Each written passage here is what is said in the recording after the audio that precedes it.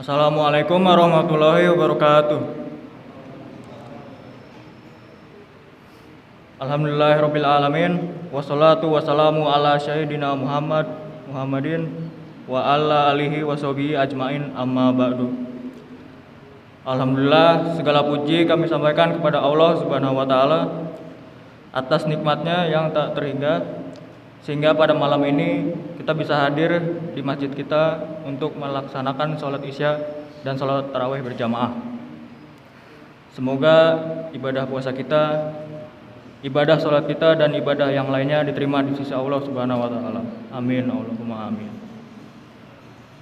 Salawat serta salam mari kita sampaikan kepada teladan kita Rasulullah Muhammad sallallahu alaihi wasallam, kepada sahabatnya, keluarganya, serta para pejuang Islam sampai akhir zaman.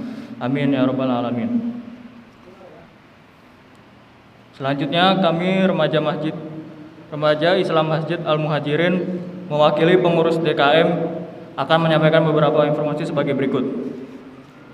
Yang pertama, perolehan kotak infak tarawih semalam, atau lebih tepatnya pada tanggal 22 April 2021 sejumlah Rp350.000, yang jumlah totalnya sebesar Rp3.681.000.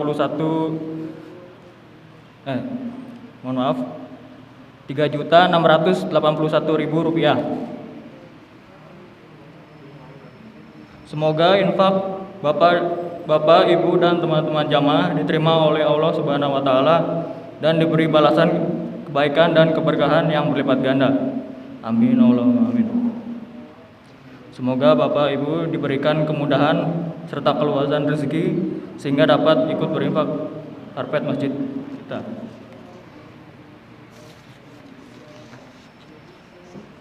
Informasi berikutnya, kami informasikan bahwa yang akan menyampaikan kultum pada malam sholat tarawih ini adalah Bapak Dr. Andes Nanang Syaiku, dan imam untuk sholat tarawih pada malam ini insya Allah diimami oleh Bapak Lalu Khairi An'am. Kepada para jamaah dan khususnya kepada teman-teman dan adik-adik agar dapat menjaga ketenangan selama kultum dan sholat tarawih berlangsung. Dari kami cukup sekian. Terima kasih atas segala perhatiannya dan mohon maaf bila ada tutur kata yang tidak berkenan. Wassalamualaikum warahmatullahi wabarakatuh. Kepada Bapak Nanang, waktu dan tempat dipersilakan.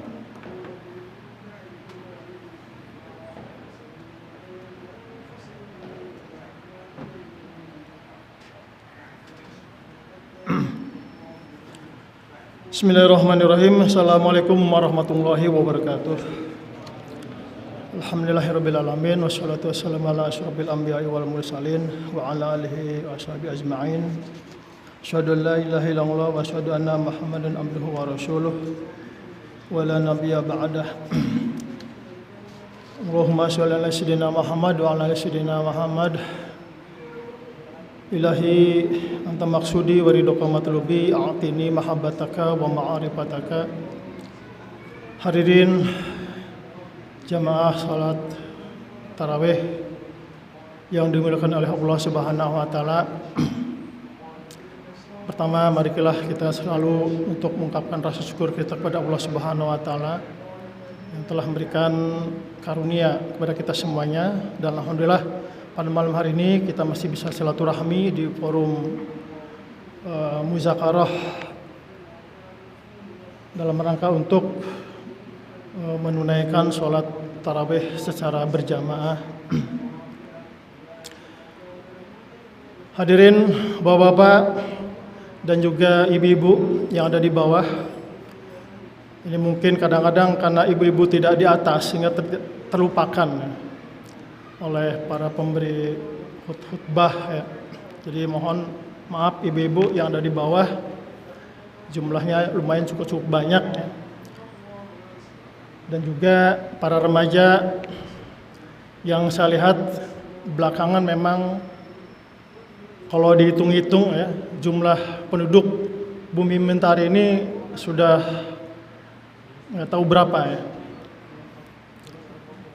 Sebab kalau dibandingkan, ini sedikit nostalgia dulu.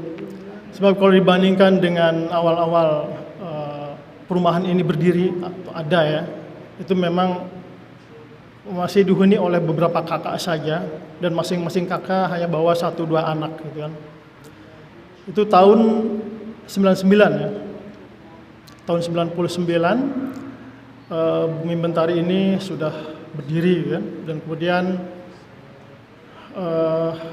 berdatanganlah ya saudara-saudara kita dari berbagai daerah untuk bermukim di sini. Dan kemudian beranak pinak ya sampai sekarang jumlahnya mungkin saya kurang tahu, sudah punya data ya. Ini saya kira sebuah perkembangan yang tentu saja mungkin menggembirakan ya, bahwa ternyata Bumi Mentari ini merupakan tempat yang layak insya Allah ya, sakinah, ya, tenang gitu kan, jauh dari bencana. Kalau saudara-saudara kita di daerah lain tertimpa musibah banjir, gempa, tanah longsor, alhamdulillah selama bertahun-tahun Bumi Mentari ini aman. Insya Allah selamanya akan aman. Namun tentu saja yang namanya musibah ya, itu tidak bisa kita hindari. Meskipun kita tidak timpa dengan musibah gempa, musibah banjir ya, tapi tetap saja musibah itu ada. Paling tidak kita diberi musibah dalam bentuk cobaan berupa sakit ya. Nah oleh karena itu, marilah kita sama-sama juga untuk mendoakan saudara-saudara kita yang saat ini mungkin sedang keadaan sakit, ya, segera disembuhkan oleh Allah Subhanahu wa Ta'ala. Dan kita yang saat ini diberikan kesehatan, insyaallah selamanya akan diberikan kesehatan.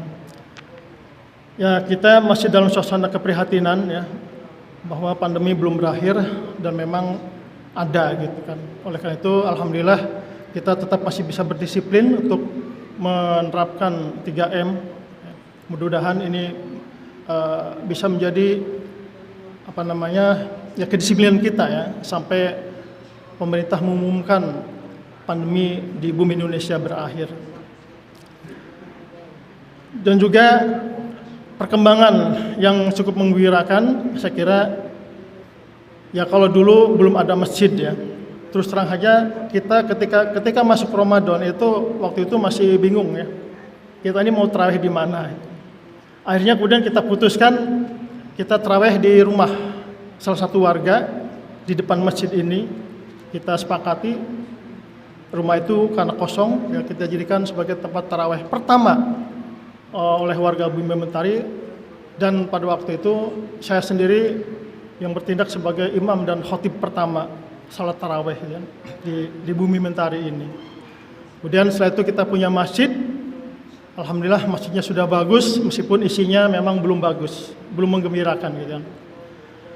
Tapi waktu itu masjid belum difungsikan sebagai tempat untuk sholat Jumat ya, masih hanya sebagai sholat sehari-hari 5 waktu sehari aja.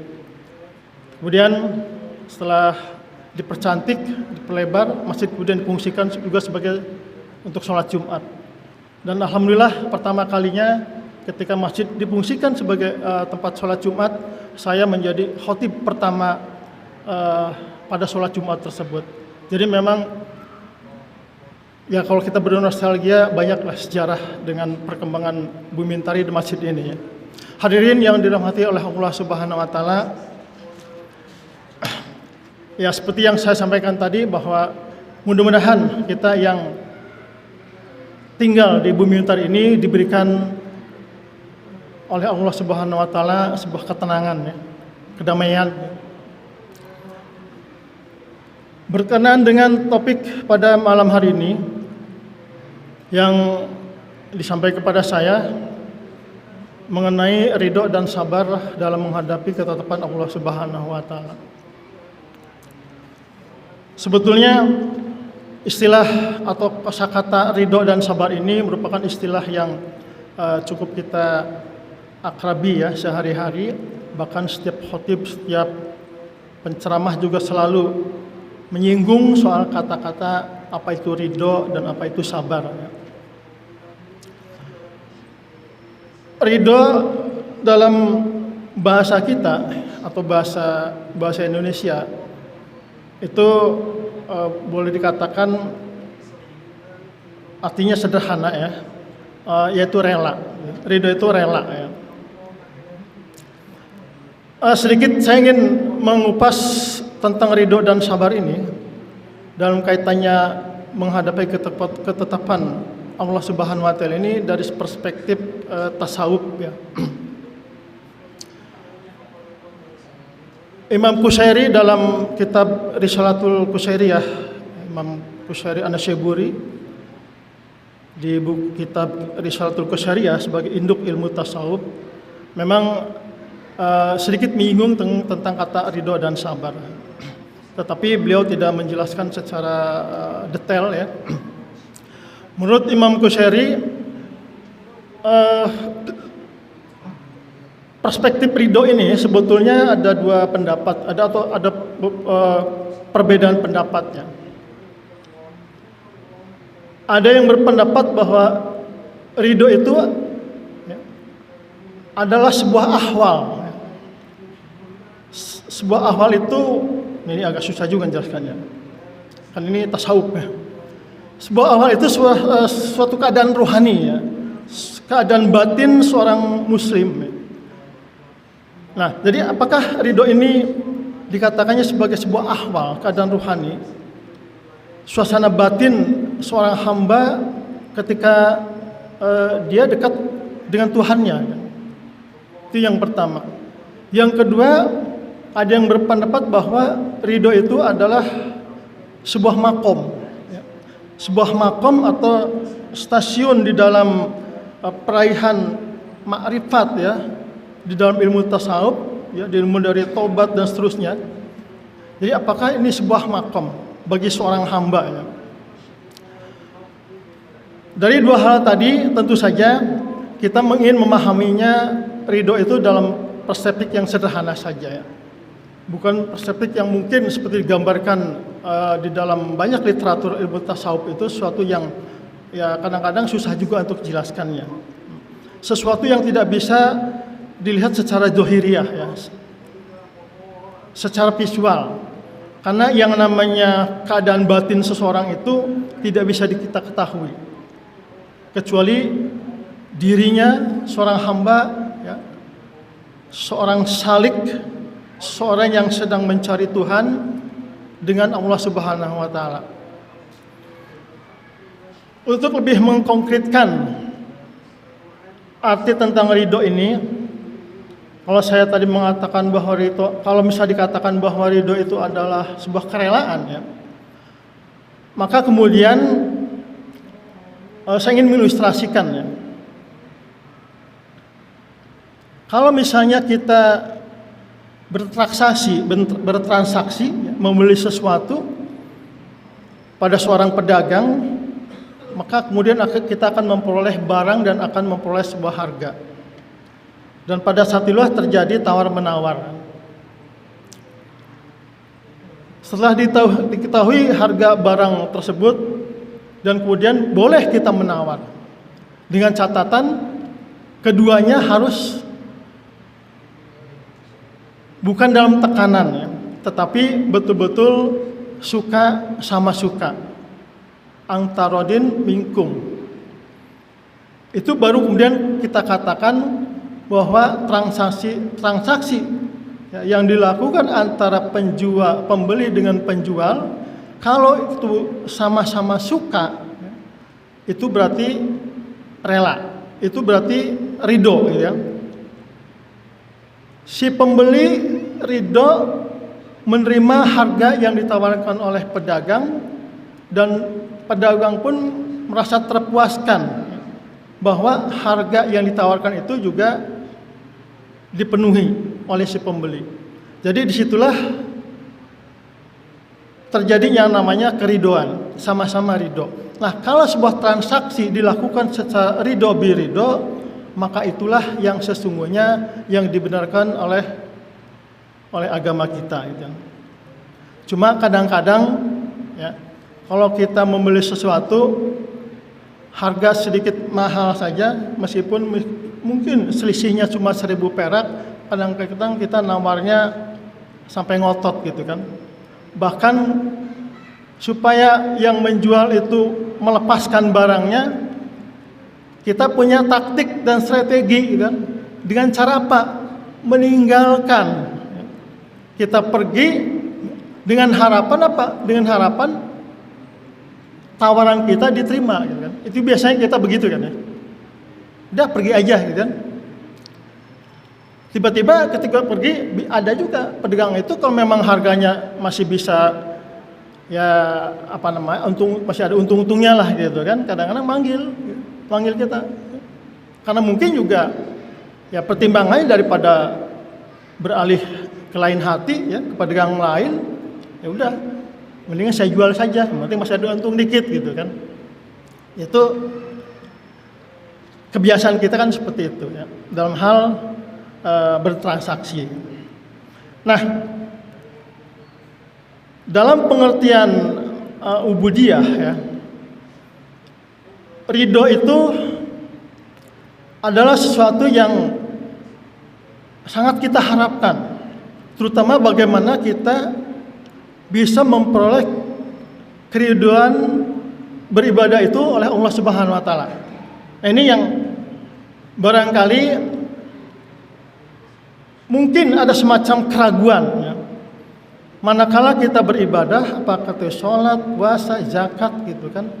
Apakah ibadah-ibadah yang kita lakukan itu mendapatkan keriduan dari Allah Subhanahu wa taala atau justru sebaliknya Allah tidak ridho.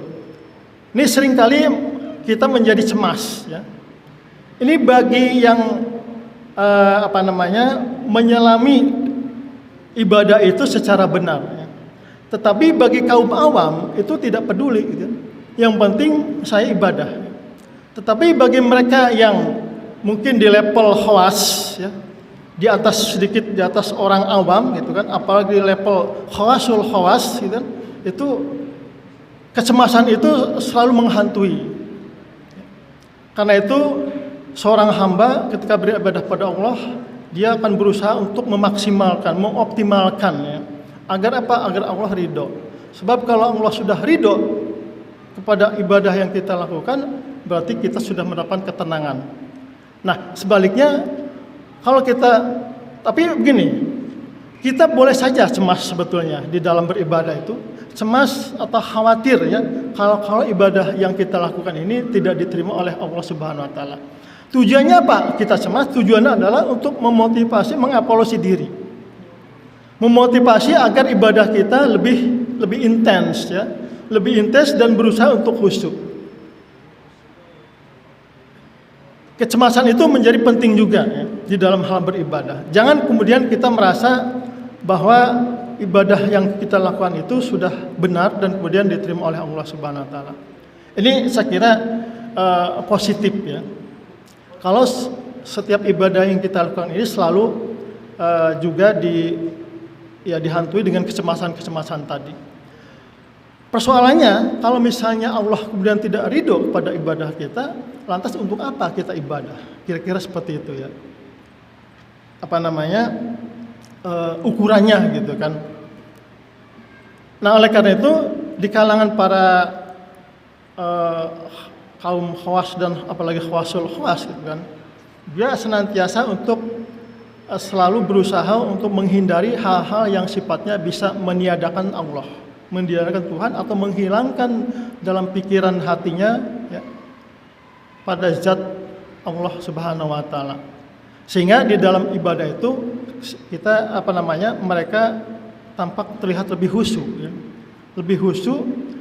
Nah, sementara ya kalau misalnya kita sering ya, menyaksikan seseorang beribadah itu kadangkala tidak terlihat sabar ya. Nah, ini ada kaitannya antara ridho dan sabar tadi. Jadi kalau seseorang sudah ridho sebutnya itu sabar ya. Dia sudah bersabar ya. Tetapi ada kalanya orang yang beribadah itu bisa saja tidak sabar. Dan itu banyak terjadi. Nah, kalau misalnya ibadah itu tidak sabar, berarti ibadah kita kadang-kadang semaunya, ya. Gerakan-gerakan, contoh di sholat, ya. Mungkin gerakan-gerakan sholat kita juga semaunya. Tidak jelas mana yang rukun, ya, mana yang tidak. Ya. Karena bagaimanapun ketika kita ibadah sholat, bukan hanya gerakan yang harus benar, tetapi juga bacaan juga tidak tergesa-gesa. Situlah maka dibutuhkan sebuah kesabaran. Meskipun mungkin, ya, meskipun kita ini kan sibuk. Nah, kesibukan kita kadang-kadang bisa mengalahkan kesabaran kita untuk beribadah. Bahkan kesabaran kita untuk beribadah ini terkalahkan juga ketika kita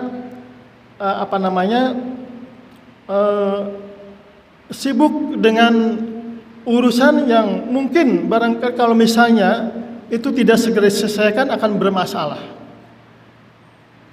Jadi di sini pertimbangan manusia itu lebih kuat, ya, daripada kita mempertimbangkan niat kita untuk beribadah kepada Allah Subhanahu wa taala. Tapi ya sekali lagi kita memang bukan makhluk yang sempurna. Setiap ibadah yang kita lakukan kita sudah berusaha, dan kalaupun misalnya Allah meridhoi ibadah kita, kita berarti sudah mendapatkan sebuah kemenangan. Cuma manakala kalau seandainya Allah tidak ridho, maka ibadah itu kan menjadi sia-sia pada akhirnya. Nah, hadirin yang dirahmati oleh Allah Subhanahu wa taala, demikian pula halnya pada saat kita menerima yang namanya takdir, ya. Allah itu zat yang maha mutlak. Dia adalah Tuhan yang memiliki otoritas untuk bagaimana mengatur kehidupan makhluk di dunia. Bukan hanya manusia, tapi juga seluruh alam semesta ini.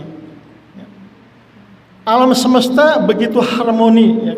Begitu harmoninya sepanjang 24 jam, ya. Setiap planet bumi ini berjalan di masing-masing garis edarnya, dan itu tidak pernah adanya sebuah tabrakan, bertubrukan antara satu planet dengan planet yang lainnya. Dan itu berarti bahwa Allah punya kekuasaan bagaimana mengatur alam semesta ini. Dan manusia sebagai makhluk penghuni bumi juga tidak lepas dari ketetapan atau takdirnya Allah. Takdirnya Allah pada manusia yang paling mudah kita atau yang paling sering kita alami adalah adanya musibah. Dan musibah ini ya sekali lagi adalah bentuk atau manifestasi dari takdirnya Allah, dari sunatullahnya. Tetapi ya, perlu kita ketahui bersama bahwa musibah itu di satu sisi ada yang memang sudah menjadi ketetapan Allah, sudah menjadi takdirnya Allah, tapi di sisi lain juga ada yang disebabkan oleh faktor manusia itu sendiri.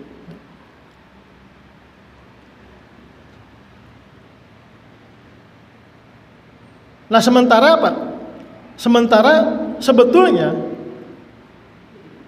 kalau manusia itu menuruti titah Tuhan, ya, untuk apa? Untuk bersabar, maka insya Allah yang namanya muka bumi ini akan berjalan harmoni, akan aman, akan damai.